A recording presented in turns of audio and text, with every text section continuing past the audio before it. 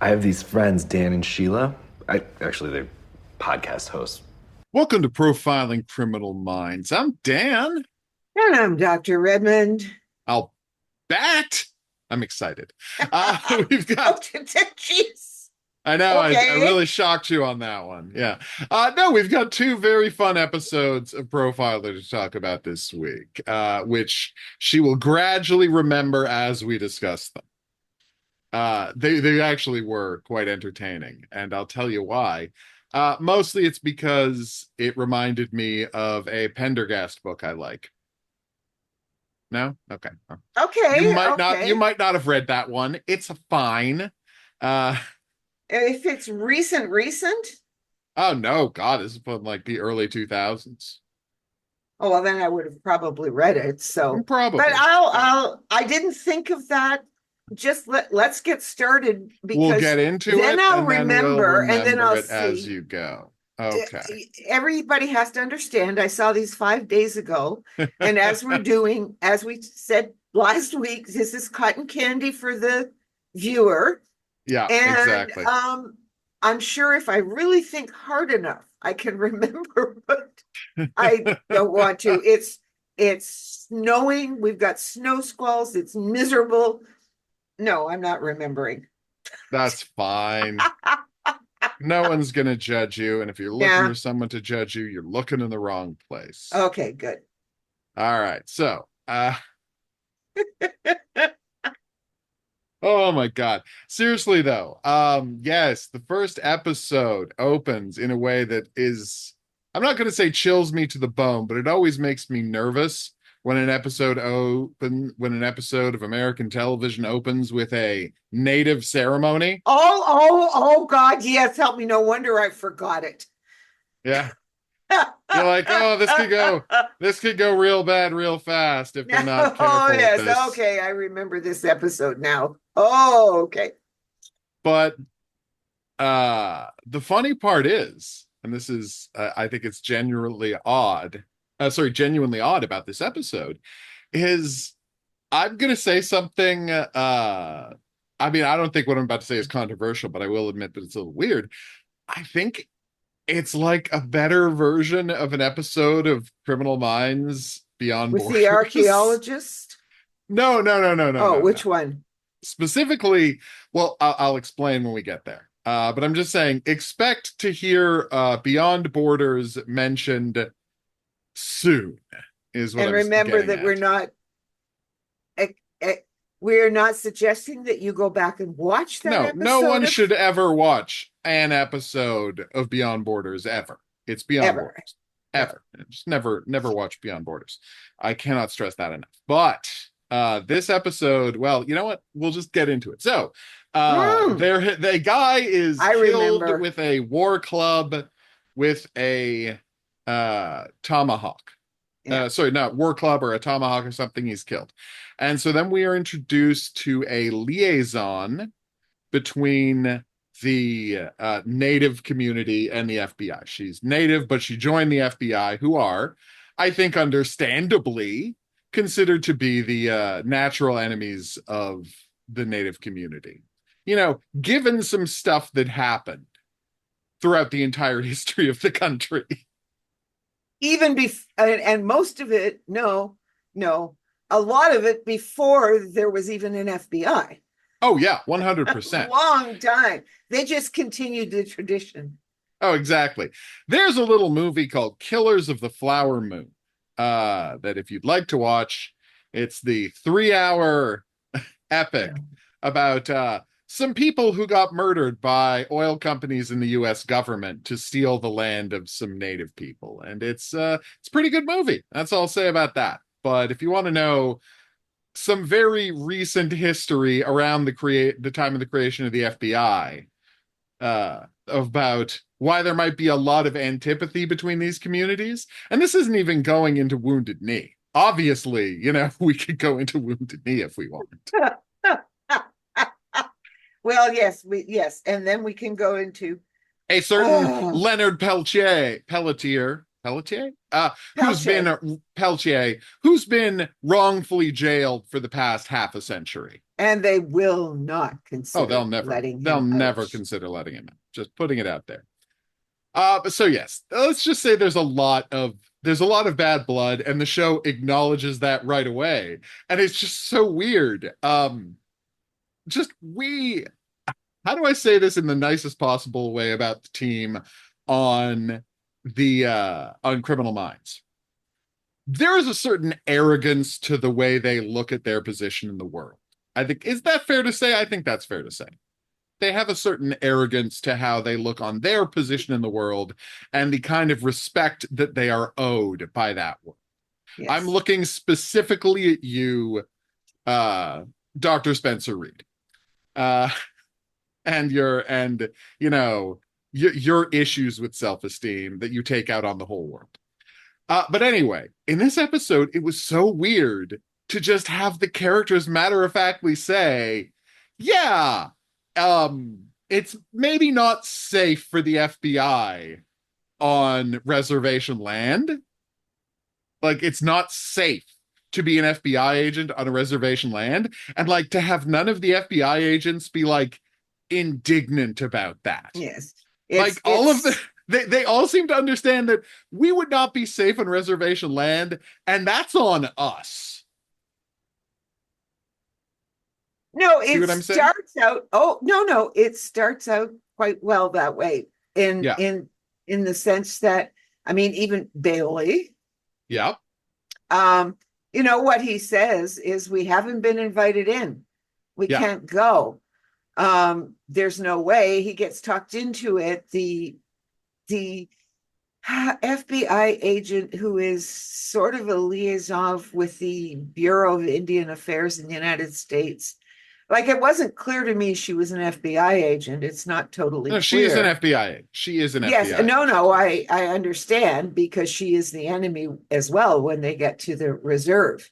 Yep. The first one, and they've had, and this latest chief that we see who is killed, he is in the sweat lodge, and he is being killed. Mm-hmm. In the sweat lodge, somebody comes in and kills him from behind. We can't tell who. We know it's a man, but that's other than that, it's very hard, because he is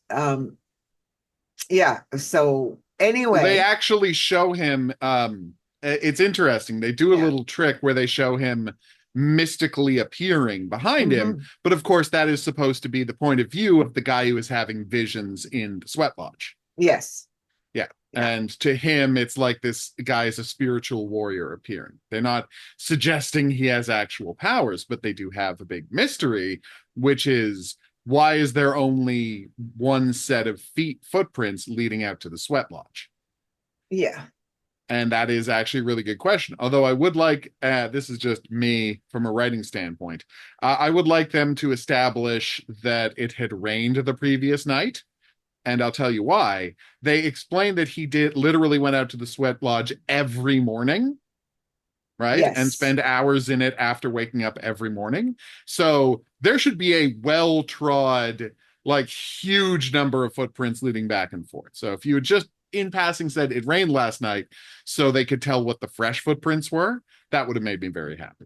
That's just me asking for just a little bit extra establishing, the world. But it's the furthest thing from a big deal. But the big mystery is there was only one set of footprints leading to the sweat lodge where this guy was murdered.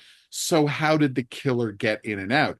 Is he really a spiritual warrior? Ooh. So it's very nice. This is where we're going with it. Yes. And then Sam meets her spirit animal. Her spirit animal, which is a black panther. Yeah. A jaguar. A Black Panther. It's just, which is adorable. Just a giant.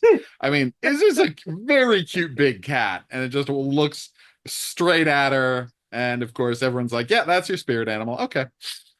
And I am yes, and just stands there, looks at her, and she looks back at it. Yeah.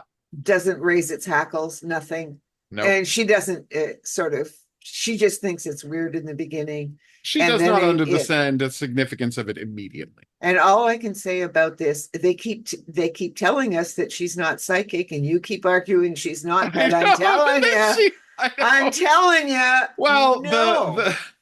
the Black Panther would make a very strong argument that she is in fact psychic. I'm not going to disagree with that point. That she has, yes, that she has that ability to see beyond.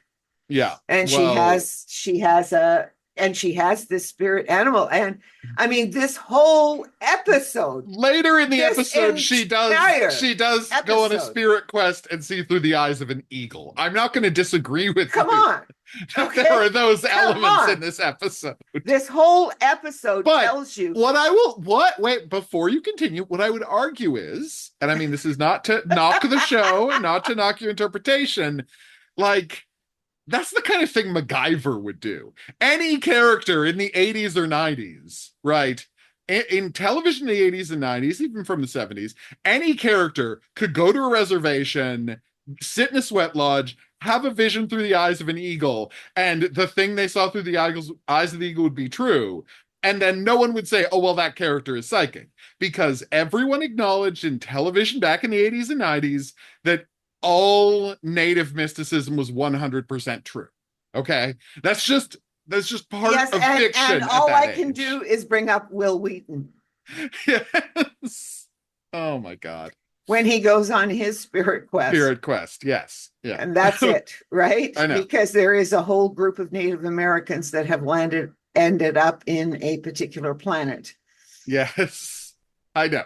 But you see my point. Like, that is just, it is part of the cinematic language of the age that 100% all native mysticism is 100% true, and there are spirit guides, there are vision quests, and all of it is accurate. It is just in fiction, and you can be a movie with no mystical elements whatsoever, no magic, no psychics, anything, but someone is still going to go into a sweat lodge and have a vision, and that vision's going to be true. It's just how fiction was. So no, I'm still saying she's not psychic, but you are right to question my belief based on this episode. Based on this episode. Because if it was just that she was in the sweat lodge, yeah, okay, that would be one thing. Yeah. But the idea of this Black Panther as her spirit animal, because we know that Black Panthers hunt. Yes, and she is a hunter. And this has nothing to do with anything with the spirit lodge. And even when she is with the shaman who is going to lead her on this journey, he already knows ahead of time that she has found her spirit animal. Yes. But again, that factors back to my statement that within fiction, all native mysticism is true. Irrespective of whether or not she's a psychic. I'm just saying you can't use the native mysticism being true as evidence that she's a psychic. I understand what you want to. I'm just saying MacGyver wasn't psychic, and this exact thing definitely happened to MacGyver. That's all I'm saying. Okay. All right. That's the original MacGyver, by the way. Yes, of course, the original. No, I just wanted to. I'm talking about the 80s. Of course, it's the original MacGyver. Yeah. Yes, and as I said, yes. I mean, there's more than once that they've done that in. Well, okay, so maybe I wouldn't. Yeah. Well, I'm just saying she is we open won't use to this as an evidence point. I'm not saying it's dispositive. I'm saying we can't use this as a point of evidence for your theory that she actually is psychic. All right. Yes, but then it again, doesn't disprove anything. What happened today? I phoned you when you were looking for your phone. I'm not saying psychic phenomenons. I'm not saying psychic phenomenons aren't real. We're just talking about this character in this show and how she is presented. I'm not saying I don't believe in psychics. That is a whole other conversation for another time. All right. So, as I was saying, I'm not gonna lie though, it so went into the psychic territory that like I was ready for the show to like at the final twist being that like the old shaman she works with was a ghost the whole time. That is how the Yeah, episode it feels. was- Like she's the only one who Yeah. interacts with him for 90% of the episode. If the show, the way it is framed, if the episode had ended with he had been a ghost the whole time, I wouldn't have been shocked. No, not at all. In fact, that what was the name of the spirit? Oh God, I'm blanking on the name of the spirit. It's with a name. So let me see if they put it in the credits. Yeah. Okay, the spirit name in the. Okay, she's checking the credits. So I'm just going to check IMDb page. But the yeah, IMDb page. Yeah. I would be legit very I would have been very happy had it turned out he was a ghost, but no, like you understand why that my head went there just by the way he was presented. Yeah, Nakazanti. Nakazanti, thank you. Okay. Now but Nakazanti. Yeah. Right. So one wouldn't have been surprised. Yes, as you say, if he turned out to be that spirit, yes, had been the spirit appearing to her exactly in the form of this shaman and being it's because what Nakazanti. Yeah, go on. Okay, let's. Okay. You seem puzzled by something. So I'm just what I was going to say. The reservation that they go to, where it is the latest chief who has died, yes, is sees Nakazanti in a very negative, yes, as a very negative spirit, right? And so they put up basically they don't put up shrines to or no dream catchers. No, they put up effigies to try and keep Nakazanti away. Right. And there are all of these people dying then in all of these different places. Yes, he has killed a bunch of chieftains or shaman on a couple of different reservations, but now he has committed multiple crimes in the same place. And Sam is assuming, and this is a good assumption, that he has been working his way back here, and this is the place that's important to him. Yes. And one thing I really liked about the episode, I thought that was really well done, is like just how again focused they are on. Well, we're looking for like abused kids, right? Yes. And they're right up front with the fact that there's a lot of adoption. Right? Lots of foster kids, lots of adoption in the Native community, and that leads to a lot of abuse.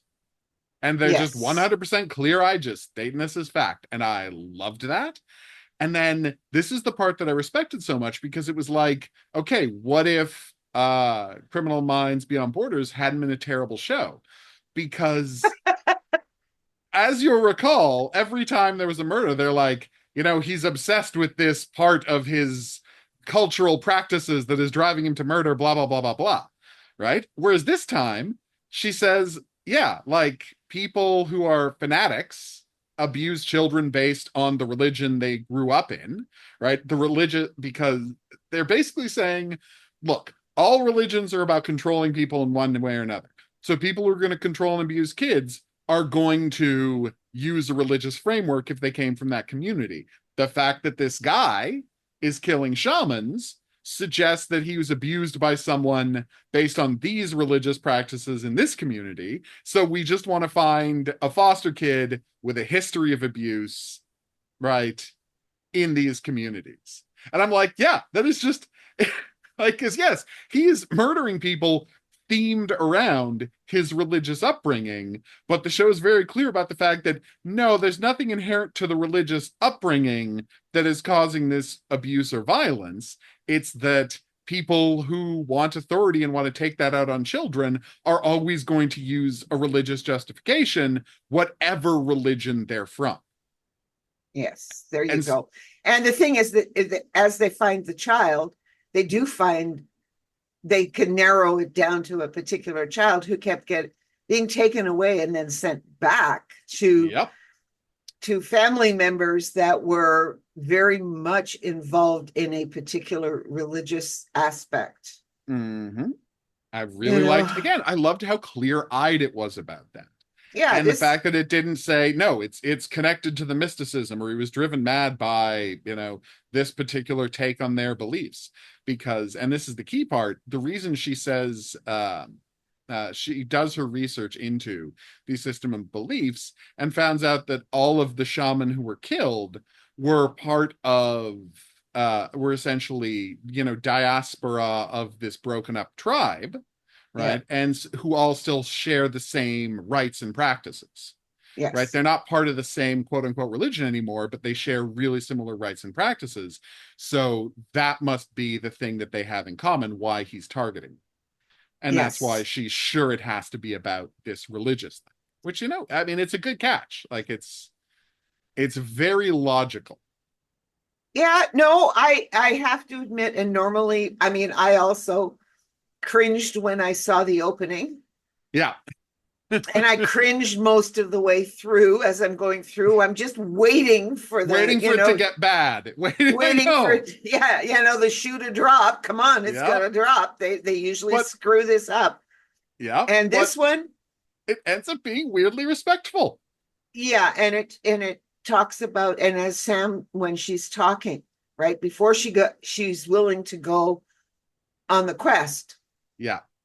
And sees the eagle and becomes the eagle.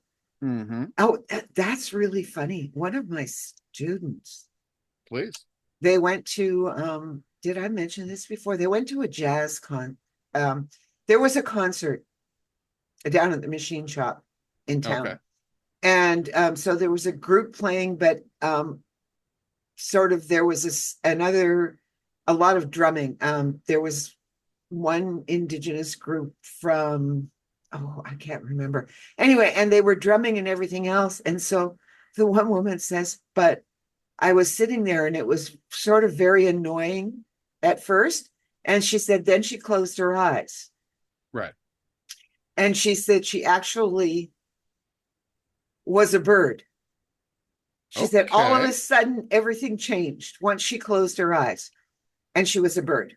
And she just, it was fascinating. I mean, that it actually came to me. That was just a couple of weeks ago. She told me this, and her husband as well, because that's what she did. She told her husband to close his eyes, because it is sometimes the kind of drumming that is done, right, can be very discordant.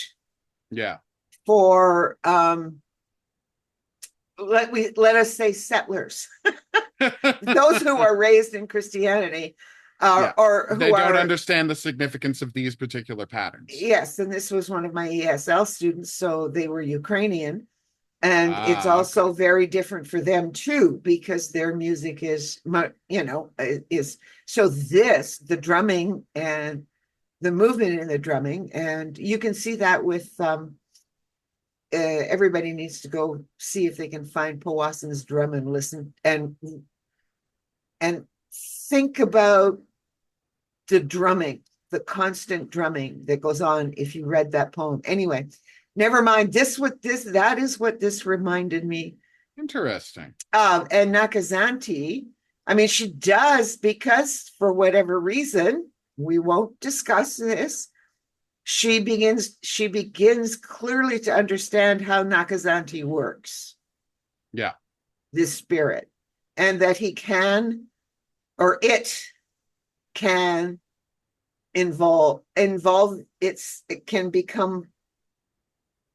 imbue itself, can become embodied in someone. That is what they're going for. Yeah. Yeah. I mean, the horrible part though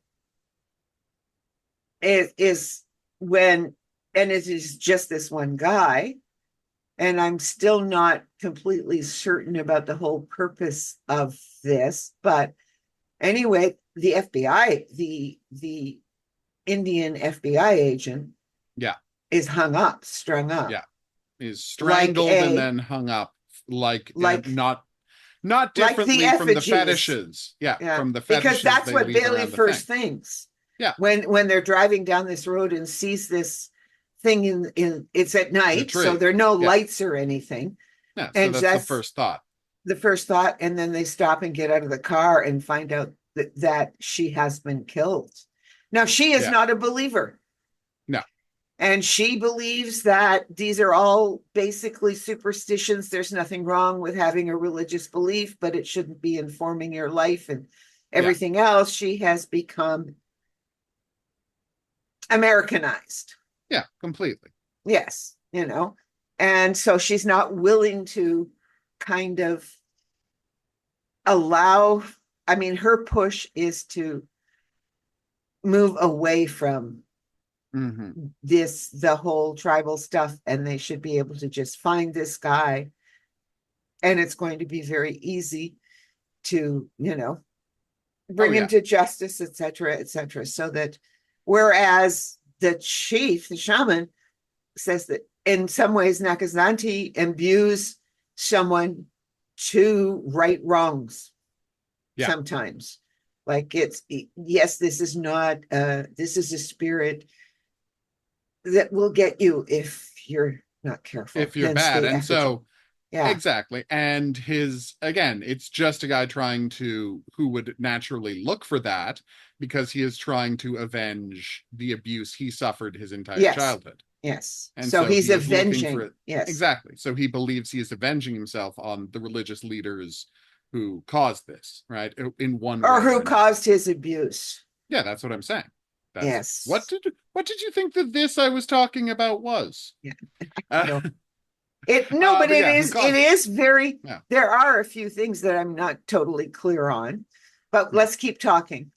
All right. So what happens is, and this is the key part, she goes and she has this vision in the state of the eagle.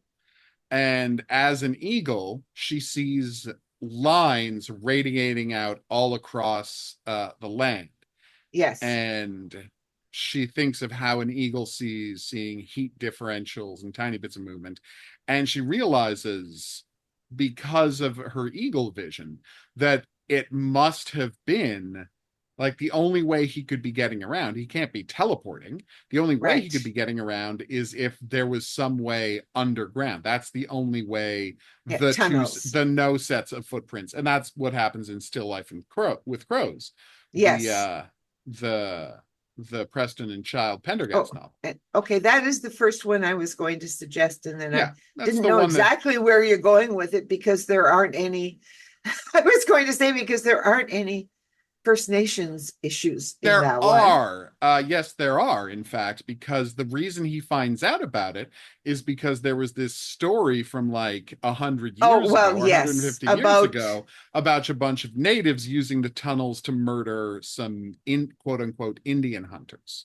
Yes. And that's how he figures it out. He finds the journal of one of the lone survivor of the Confederate Indian hunters, and discovers that there was a series of tunnels underneath. So yes, it is native adjacent. Okay, native adjacent. Like that isn't where it's, because I was going to go. No, there are much more native themed Pendergast novels, 100%. But the specific idea that the reveal is that there is this network of tunnels under the town is the exact same. And by the way, how the killer is getting around. Still Life with Crows is one book that everyone should read. Oh, I mean, there are a lot of people who call it the best Pendergast novel. And if there's any way, like, if it's definitely the well-known, because I would not tell people to read Relic first. No, like, because Relic, it's fun, but I don't know that it's engaging the way Still Life with Crows is. Like, if you want to sell people on the series, I think that's the book to sell them on the series. Well, and that's the first one I read. Yeah, I mean, I read Relic first, and I don't think I should have, but Still Life with Crows hadn't come out yet when I read Relic, so and Relic, I was not in a position to do that. And they made it into a movie, and Prendergast isn't a big part of he isn't in the movie. I know he's not in the movie. They cut him out of the book, right? They cut him out of the movie. He was in the book. Yes, he was in the book. It's the first Pendergast book, and they cut him out of the movie, and that's insane. Mm-hmm. But he's a delightful character. The books, I'm not going to say they never miss, because there's a couple of There's a questionable few, ones. yeah. There's a few questionable ones, but they're great books. They really are. And if you're curious at all about this wonderful long-running series of horror mysteries, horror detective stories, check out Still Life with Crows first. It'll Yes. get you on board, and it introduces a pivotal character, and he's just delightful in it. There's so much fun stuff for him to do, Yeah. and you really get a hook for what a wonderful weirdo he is. And it's too bad they haven't been able to get that into a TV show. They keep trying, and it never plays out. Yeah. Yeah, it never works out. All right. So yes, so they've found out about the structure, and they realize that the tunnels also lead to the most respected shaman's lodge. And that's, of course, who she's been doing the vision quest with. So he must be the next target. So they rush out there to save him, and they manage to do it. And that's the end of the episode. So let's talk about some interesting things within there that I found really fun. One, they're continuing this very weird thing about the show, which is that the characters are logging so many frequent flyer miles because they all go out to Oklahoma, right, to work on the case. And then Sam stays out there to, keep talking with the people and do her vision quest. But everybody else goes back to Atlanta. Everybody else flies back to Atlanta. And so there's a scene where she's like on video conference with them. And then the next day, they all fly back out to Oklahoma. And I didn't understand. Like, could you not have just stayed in Oklahoma? Like, is there some weird situation where you needed X amount of scenes to be shot in this giant set you built to be their base every week? Because it is so strange. It is so strange the way they keep flying. All right. So that's that. Okay. That's plot A. It's just a weird aside that I think bears mentioning every time it happens, because most of their crimes are happening, in the couple of states around Georgia, so it's fine. But every now and then they get on a plane and they fly across the country, and then they the fly same back, night they're back at their home base, and then they fly back again. Yeah, Like, no, well, I'll be home tonight. It's like it's everybody has to be home and sleep in their own bed at night. I know. basically. And then it's like when they were going to Leavenworth, or was it Leavenworth? Whatever. They kept flying to that prison to go and talk to the guy over and over again in that one episode. It's just weird. All right.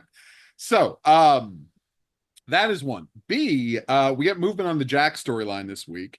Like we were talking about last time, Jack is an unusually large presence on the show. We have been tricked by unbelievably languidly paced TV shows into thinking, you should not check in with the plot, except a couple of times a season. Jack's in every episode, basically. Yes, and we forgot at the end of 8 that he was going to target Bailey. Yeah, he was going to target Bailey. Yes, it's a wheel of fortune. He spins it. Bailey comes up. And what happens is he breaks into Bailey's house at the start of the episode. That's how we see Bailey sing an opera in the shower. Because again, who better to be singing opera in the shower than a character named Bailey Malone? As it's the only thing you literally emailed me to tell me that now he's singing opera. I mean, hey, Robert Downey's a talented singer. I don't begrudge him doing that. But again, Bailey Malone singing opera. Oh God, it's just insane. But anyway, anyway, he steals. I have his a badge. problem with this scene. But go on. Yes. He steals it. Jack steals his badge and then leaves. And Bailey can't find his badge, and he's worried about it. But I would argue not as worried as he should be about it. Well, I think he should be more worried. I think he should be. Well, I mean, here's what boggled my mind. Please. Well, yeah, but the one thing that bothered me about this was how easy he got into Bailey's house. It makes no sense whatsoever. Crazy. The guy is in the shower singing opera. Yeah, and you can just open a window. Yeah, he can just open a window. I mean, he had to do a little jiggly. Who cares? Nothing. He's No an secure FBI. locks, no secure nothing. locks, no alarm system, nothing. Nothing. Apparently, like a field director of the FBI or whatever, you can just walk in. That is bonkers. Like he Yeah. should have had to go to some So, step to break in, right? yeah. Something. Couldn't he have broken in while Bailey was away from home? Something like It's that. not Well, no, even but like, no, he can't though, because he needs his badge. oh, He that's can't, so he right. can't break in when he's away because he Yes. needs the badge to be there. But yeah, That's, oh, you're yeah, of absolutely course. right. You're absolutely right to object to this. This is just bonkers. Like it is absolutely insane that he is able to break in. Like, no, no, no, no. Number one bonkers, number two bonkers, Bailey Malone singing opera. I'm Opera, sorry. exactly. They're not equally bonkers, but they are both No, bonkers. bonkers. All right. So then Okay. he takes the badge and Jack uses it to pick up a woman at a bar. And Yeah. Bailey's freaking out about his badge being missing, but he's not that freaked out because everybody knows who he is. And so then just as they've wrapped up the case, he gets a call from a woman back in Atlanta saying she's found his ID and to meet him at a bar. And when he gets there, he finds that all of the lights are off. Right, the place is mysteriously empty. So he pulls out his gun, looks around, and the woman has been murdered and hung from a bunch of chains with Bailey's badge stuck to the middle of her chest.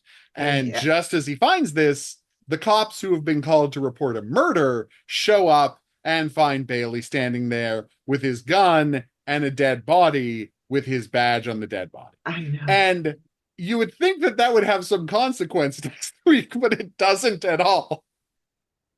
This is not hard to resolve whatsoever because, he was on a plane when she got murdered. So no one thinks he did it. But this is key, and maybe this will come up later. Like the higher ups of the FBI are like, hey, maybe you guys can't handle this jack of all trades case if he's stealing your IDs and using them as props to murder women. And I'm like, that's actually a pretty fair point. Normally I wouldn't take the FBI's side on this, but this woman is dead with Bailey's badge on her body, and Yeah. they have no leads whatsoever into finding Jack. So like maybe this violent crimes task force isn't quite as effective as they would want it to be. Well, yeah, and I'm going, maybe Bailey should beef up his security in his home. It really does seem that he could stand to do that at the very least.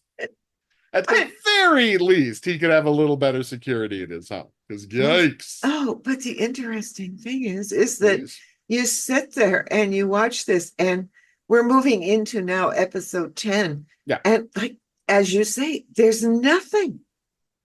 Well, Yeah. I guess he's got his badge back, so nobody's using it. No. So he doesn't have to worry about it. He's still got his gun, because that would be worse if he lost his gun. Mhm. So he still has his gun. So Jack didn't take his gun and shoot the person. Yeah, well, he pointedly couldn't, because if his gun had been taken, you can misplace a badge. You Yeah. can't misplace a gun. Well, that's No. true. Okay, yes. Okay, so Yeah. And anyway, so but they- and everything, it's business as usual next episode. it really is. Like, because, yeah, they have one scene of the guy being like, maybe you shouldn't be in charge of this. And Bailey's like, try and get me out of charge of this. And then the guy just goes away. Now, maybe this is going to come back later. Maybe it's going to be a situation like with the OPR on Criminal Minds, and we're going to have a continuing plot. But as of right now, Bailey is seemingly completely unconcerned with the fact that, his badge was used as a prop to murder a woman as part of Jack of all trades' war against this organization. So, okay. Meanwhile, Julian McMahon's partner is told to go take some vacation days. I'm like, this seems pretty contrived. Like, I don't see, it's just so weird, the idea that someone is told to take a vacation days. That seems, I mean, they need what has to happen, but it does seem a little weird that they're like announcing someone has to go on vacation. But it's literally just so a plot mechanic can happen. None of these people ever seem to take a day off. Like, these people seem to work weekends. Like, we see neither her daughter nor Angel in these 2 episodes. She only briefly talks to her daughter on the phone.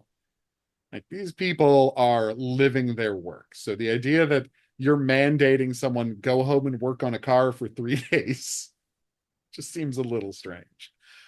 But we'll get there. We'll get to what happens. All right, so a doctor is in his house and he gets home from a long trip and he sits down in a chair, and the uh the chair, right, has a bunch of syringes in the back, in quite a startling image, I would say. I'm still sitting here trying to think, What are you trying to think? keep going because I don't remember. I will keep telling you what happens. So then there's a TV on left to static, and a person comes in. The doctor falls on the ground and is having trouble moving. So he's not killed. He's still his eyes are open and he's blinking, but he's been paralyzed by whatever was in the uh chair. All right. Now here's where it gets interesting. The killer pointedly leaves the TV on turned to static. Now, for our young people, they won't know what static is. But back in the day, when you had actual like physical antennas going to your television, it was possible to not fully pick up a television signal. So instead of getting a clear screen with an image on it, right, you would get a rough screen that had what we called snow, which was flecks of gray, because it wasn't clearly picking up the signal. You could also turn between channels or to a channel that wasn't broadcasting, and the TV would be just try to pick up whatever. And so the general background radiation in the air, it would pick that up as snow or a screen full of just static, which is loud, blaring noise and a constantly cycling screen full of white and black dots. And so that is what the killer, well, not killer yet, actually, but anyway, what the villain of the week has turned the television to. And that's going to be important later. And this is an unbelievably important case because the guy who was kidnapped is a doctor with security clearance. He's a cardiologist who has just come back from Russia because he was operating on Boris Yeltsin. And now you might not know who Boris Yeltsin is, but anyway, long story short, he was the first president of Russia after they stopped being the Soviet Union. And he was so desperate to hold on to his power, he had and not let the essentially communists back in, because the attempt to shock doctrine Russia into capitalists had been a complete disaster and poverty was skyrocketing. So the communists were going to come back in and renationalize all of their industries.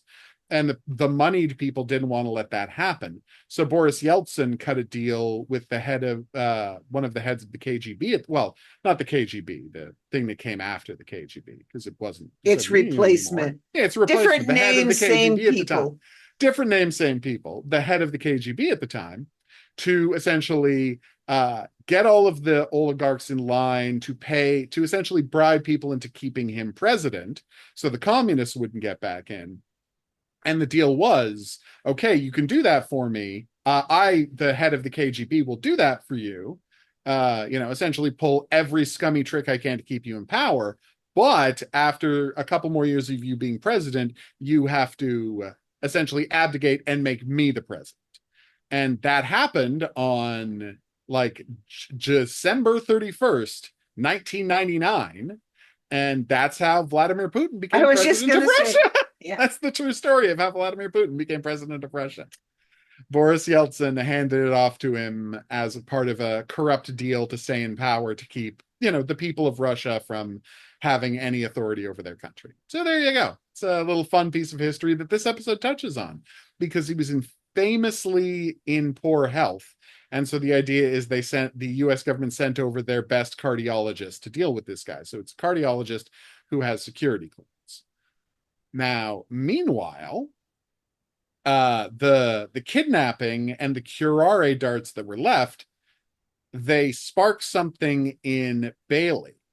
And Bailey says to Sam, I think I've seen this killer before, because this reminds me of a case I worked 3 years ago after your disappearance, right? After you left because of the Jack thing, I worked this case 3 years ago. A guy disappeared and the same drug was left at the scene. And so this guy could be back, but we don't know what it's about.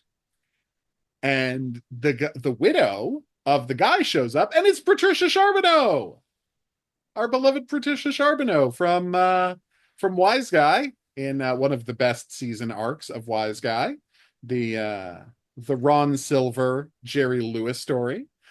Also, she was the murderous cop in that one episode of Unsub. Yep.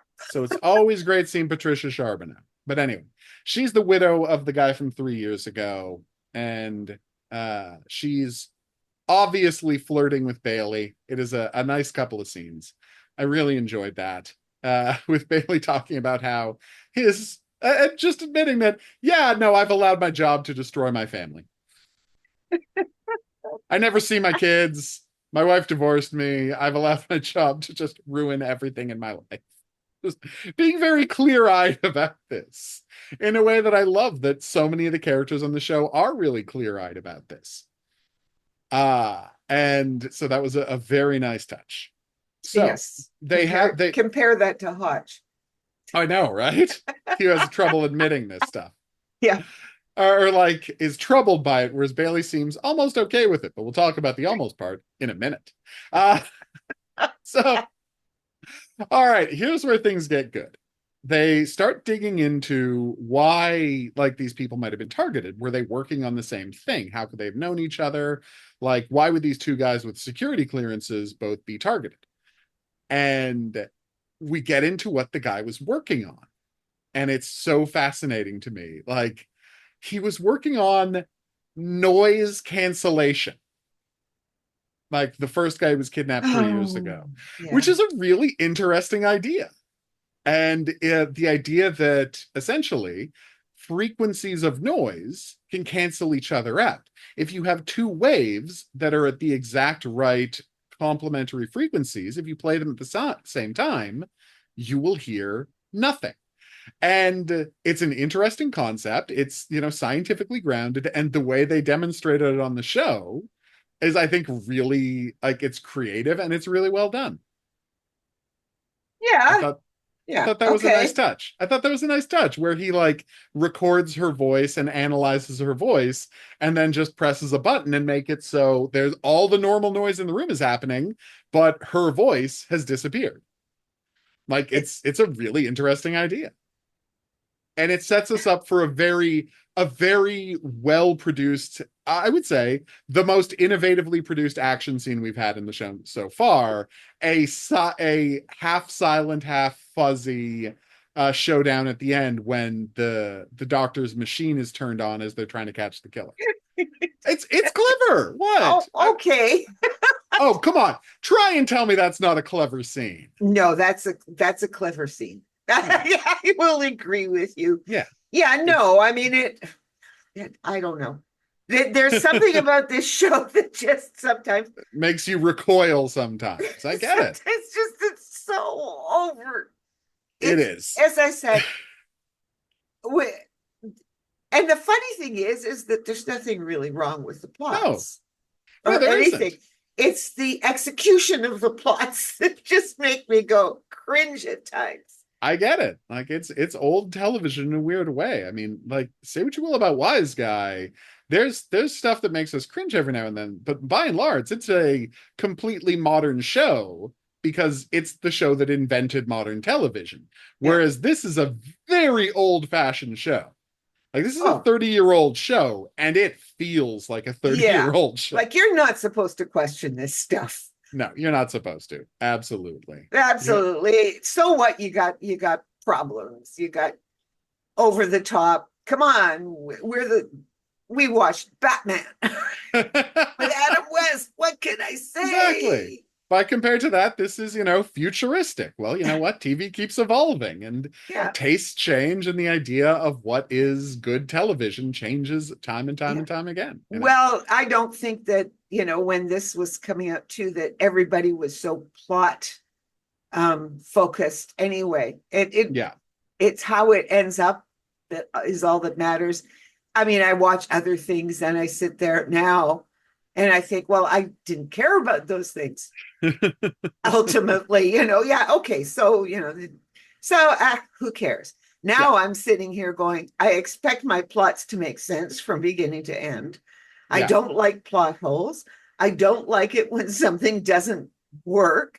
I don't like it when they overdo. Yeah, And I know. I mean, and it's true. It's the music thing here too. I think Yep. that's the difference with Wise Guy.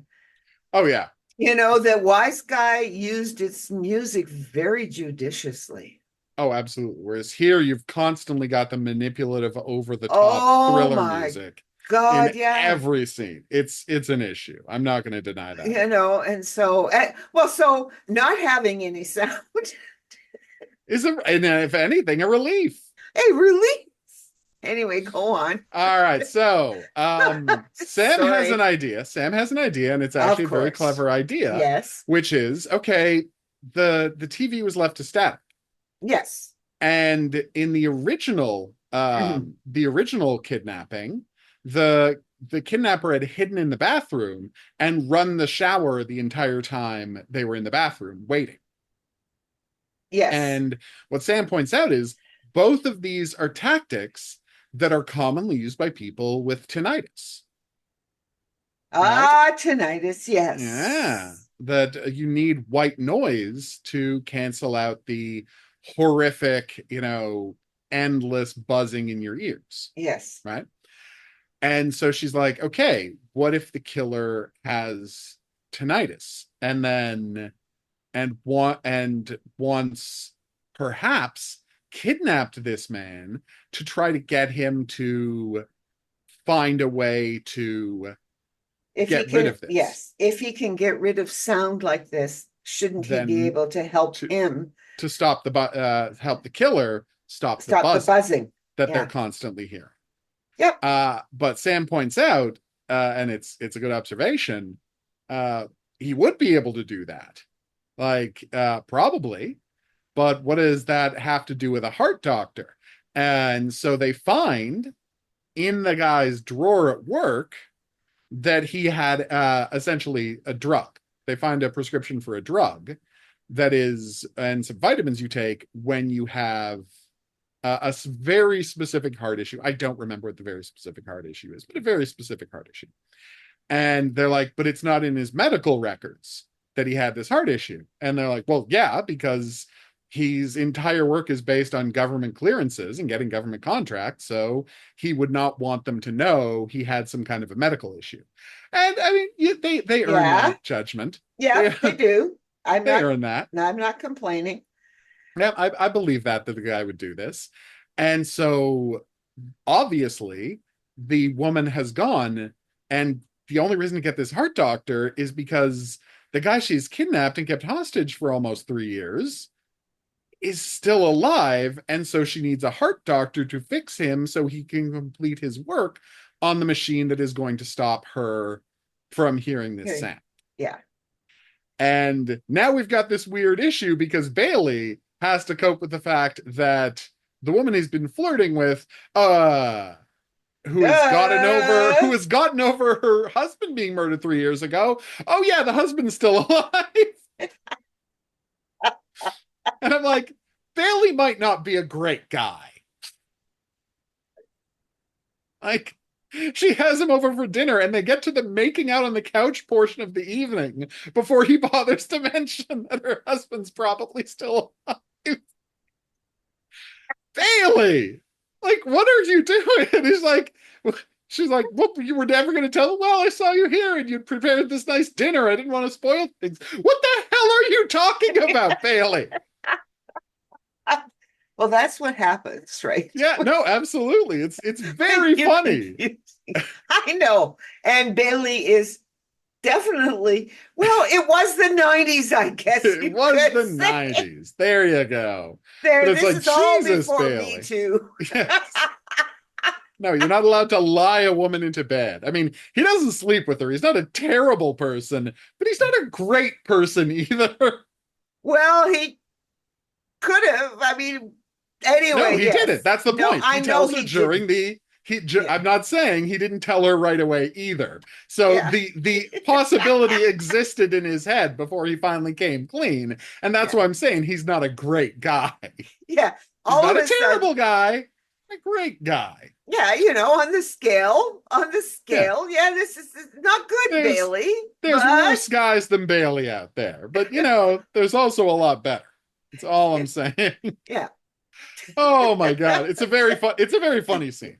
I mean, yes, as I said, I mean, but there's so much that was so acceptable in the I know, 90s. I know. I Like, mean, and don't I get me watch, started. yeah, I know. And I mean, I'm watching this. I watch, as you say, I started watching NCIS from the very beginning. Right. And I'm going, oh my God. First of all, I mean, the Weatherby's character is worse Michael than Weatherly is so much worse Michael than you Weatherly remember. Yeah. is so much worse. And they just all put up with this and setting Yeah. him up to, and then there's, and then there's the fact that, Gibbs hits them on the head all the time. Yep. And I'm just going, oh my God, have you not heard of concussion and brain damage if I you're know. hitting somebody on the head all the time? Like I'm watching all of this stuff and going, It really is a relic of an ancient time, and it's still on the air. yeah, well, I think, well, the funny thing is that it does work, the plots and everything Oh yeah, of else, course. right? But it's And the it, interpersonal stuff that you watch and you're like, eesh. yeah, whereas, and it's just not, I keep telling you, no matter what you say about Remington Steele, it is really very difficult to watch. Even the Perry Masons, right? Yeah. Like the new Perry Masons that they made when he was much older and needed money. So he Yeah. came back and He made came a back. bunch of things. And then what's his You mean face? my favorite TV movies? Yes. William Catt is Yes. there. Oh, oh, it's an interesting watching all of the people who are guest stars. Oh And God. then I guess when he must have been ill. Yep. And then A Mark Twain revolving. Thank you for no, calling Mark him Mark Twain. takes over. Takes over. Yeah. Yes, and it was fascinating It was a watching. revolving people because it was Mark Twain, but it was also Paul Sorvino one week. They Yeah, had a revolving group of people replacing him toward the end. yeah, toward the end. And after he died, Mark Twain is the only one who got a bunch more movies. Yes, and it was so nice to see Dixie Carter. Of course. Well, how could he not put his wife on the show? Come I on. know, this was Yes. after she had her own show too, Yeah, I no, think. after she had Designing Women. Yes. Yeah, Designing Women is something worth watching again. It's a fascinating show. But anyway, we're focused on the point here, which is there's a moment in this episode where I'm watching it and it so frustrates me because I do not understand how they miss this, right? So they go, they look for people, right? Sam, once they find out he's probably still alive, they're like, well, this guy can cancel out any noise. So why would he still be held captive? And she's like, because the killer only thinks it's psychological tinnitus. The sound exists only inside their head, right? And a problem that serious, they're going to have had psychological treatment. So they look for somebody, they look through hospitals in the area, and they find a woman who was horrifically traumatized because when she was a kid, she saw her grandfather had an accident woodworking at his farm slash workshop, and he fell on a table saw and got killed because this is the 70s. They didn't have automatic stops yet. So fell on a table saw and got killed. And so she has this constant mixture of screaming in the bandsaw in her head all of the time that she can't get rid of. And at that moment, I don't understand why the character didn't say, well, let's head out to the grandpa's farm. That's definitely where the killer is. I guess they were short for time. Yeah, the episode would have run short if they'd done that. This is, Because that's the only conceivable place she could be, yeah, obviously. obviously. But no, it turns out that the she has killed the kidnapped doctor for being unable to fix the guy's heart. Yeah. He needs he needs to be hospitalized, and the guy told her that there's nothing he can do just in a barn, and so she killed him in rage, and she killed him by in something that's legitimately a disturbing way to die.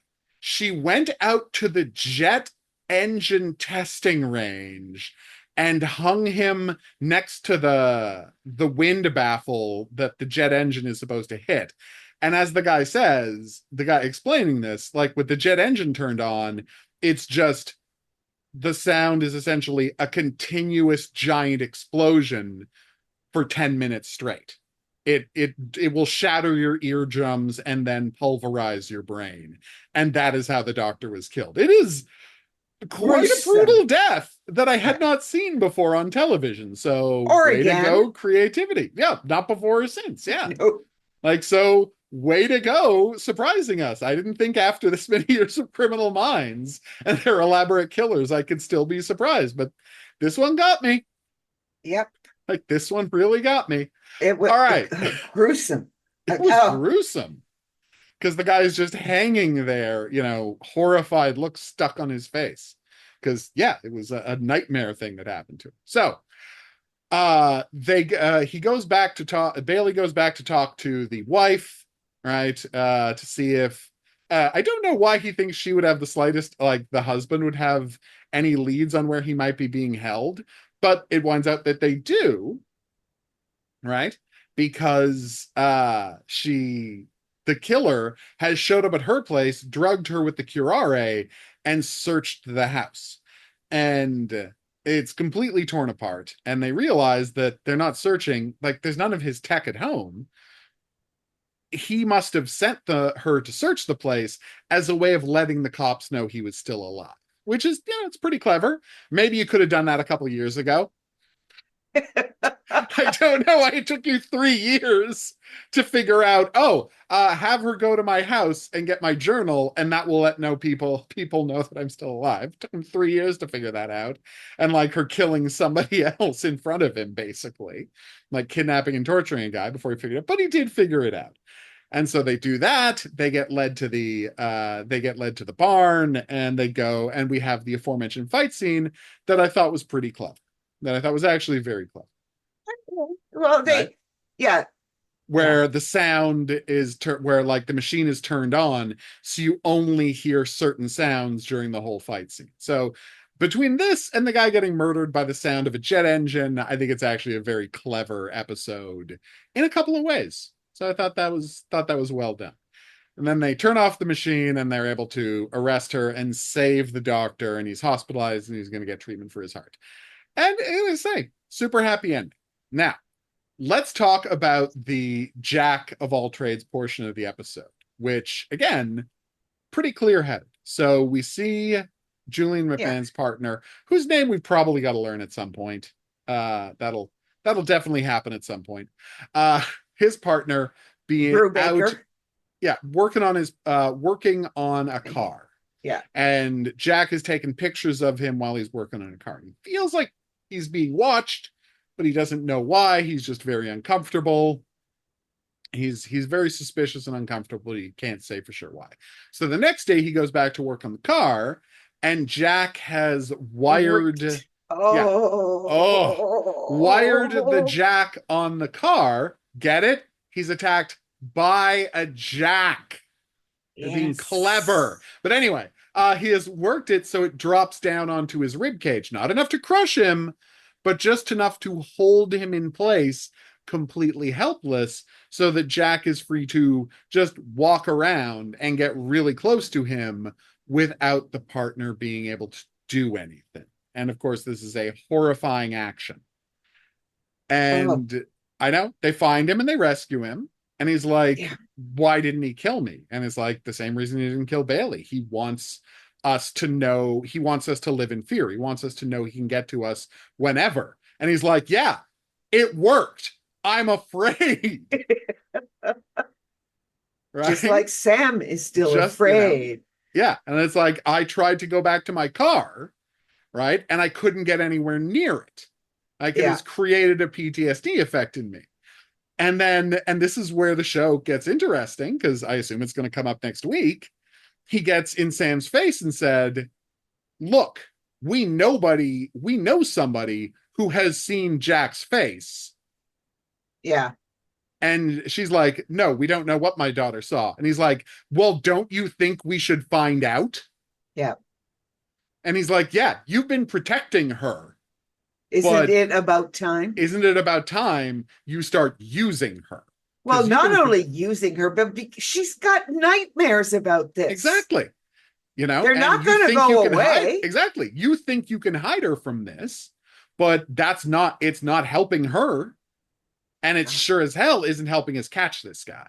So yeah, he is understandably really pissed about this. Honestly, maybe Bailey should have been this pissed about it when that woman got killed using his badge. Yeah. But no, that was removed from him. Right? The partner has had an actual run-in with Jack, and he's taking it very personally, and he is 100% right to. Yep. So yeah, that's where we end our episode, with the admonition that, hey, maybe you should look in on this. It's weird. And I mean, here's the thing. I don't know how they're going to introduce Jack on the show, right?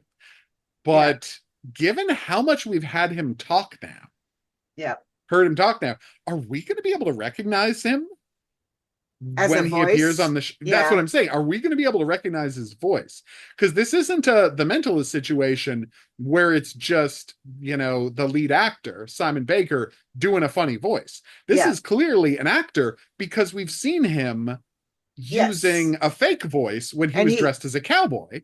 And so we have to assume the voice he used when he's talking to Sam, it's the same voice when he's talking to the woman in the bar. So we have to assume that's his real voice. Yeah, and there is an actor attached to the. Okay, so I'm not going to look up. Not going to look up what he looks like, because I don't. No. I want to be surprised if it's at all possible. Yeah, I didn't look it up either. Okay. So. My question is: are we going to be able to recognize him, Gesundheit, when we actually see this actor and hear his voice in an episode? I'm very intrigued, because on The Mentalist, they hadn't decided who the killer was, so that could never happen. Here, they've got an actor playing Jack. Yeah. And it's consistent in every episode. It's always the same guy. And so the question is, like, just based on the voice, are we going to be able to recognize him when he shows up? That's probably part of what they're trying to do.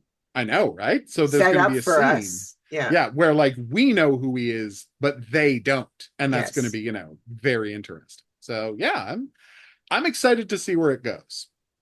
Well, now that I'm into it, I can see I want to see where it goes. But okay, good. I know. I am not saying you are wrong to be reticent in the way you are reticent.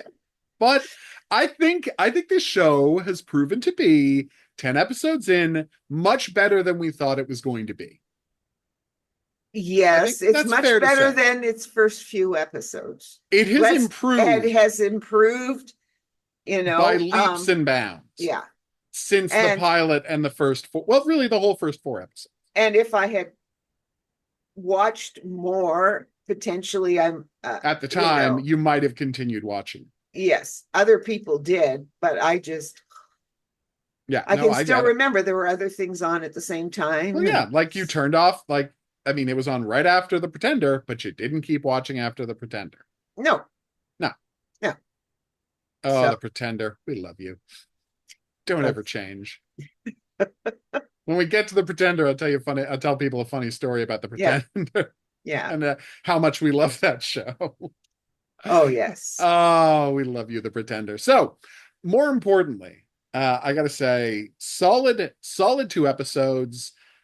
Again, it's so nice to watch an episode themed around native mysticism, that manages to be manages to A, not feel exploitative, B, retain like the show's complete understanding of how serial killers are created. Yeah. Right? And full on say it's childhood trauma. Every week it's childhood trauma. Yes, but this week it's childhood trauma. Yes, and let's try and figure out whether or not they ever start. Well, of course they don't know who Jack is, but has nobody profiled the kind of childhood trauma he might have undergone? Well, I think they don't. The thing about Jack is like it has to be a separation because he's a stalker. Yes. Like that's all it can be. It has to be some kind of an early childhood separation that we don't know the details of. But you're right, they haven't talked about it. Because they've been focusing. It's interesting, you're right, that all of his bizarre murders, right? Have kept them from focusing on the fact that he is profiling primarily not as a serial killer, but as a stalker. Stalker, yeah. And the fact that he needs to take everyone out of her life except for himself should be at the center point of their profile. Yeah. But and they don't seem to be doing it. They got a little bit into it in the themed Jack week, right? When it was all Jack. In episode 6. They touched on the fact that she started to find out that all of these people he's been killing have been related to her in some way. Yes. Right? That it's all about her. But you're right that they didn't make the next step and say, what is this need to possess her coming from? And why does the fact that he needs to possess someone completely and make himself the only person in his life? Well, what does that tell us about his psychology? And you're right, they haven't done that yet, and they really need to, because that's their biggest clue. At least part of it. And yeah, so, well, we'll see. We'll keep watching it. We're going to keep watching, yeah. And we'll keep talking about it. And at some point, we'll figure out how we feel about the whole thing. Yeah, we'll see if they stick the landing, as we always say. We'll see if they key. manage to stick the landing, because you need them to end on a great note, or you don't have anything. It's as simple as that. Yep. All right. Okay. So that was 2 more episodes of Profiler. As always, I want to thank you for listening. If you have any questions, if you have any comments, if there's any profiling related fiction you'd like us to check out, drop us a line at profilingcriminalminds@gmail.com. We would love to hear from you. If you were listening on an app or podcatcher, rate, review, and subscribe. That's how people find out about the show. We're going to see you back here next week for episodes 11 and 12 of Profiler. It's the mid-season when they take their Christmas break. I am expecting a Jack-focused episode to tide people over in the 5-week hiatus. There. Yes. Yeah, to keep people on their edge of their seats for the 5 weeks until people come back. That's how The Mentalist would work. They would start the season with a Red John episode, mid-season ender, second Red John episode, and then the season ender, Red John episode. 3 of them a year, like clockwork. We already had a Jack episode 6 weeks in. So I don't know if they're going to do it again in episode 11 or 12, but I definitely hope they do. All right. We'll see you back here to find out. But until then, I'll say that's right. Au revoir. And have a good week.